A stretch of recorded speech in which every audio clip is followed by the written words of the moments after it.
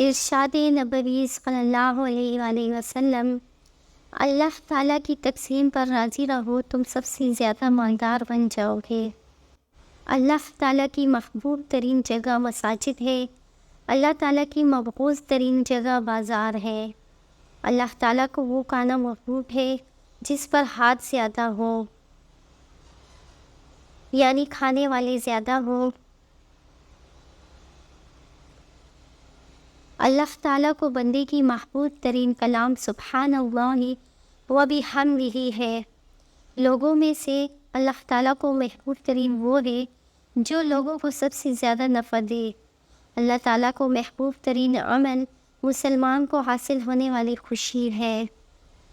برا اخلاق اعمال کو اسی طرح خراب کرتا ہے جس طرح سرکہ شہد کو۔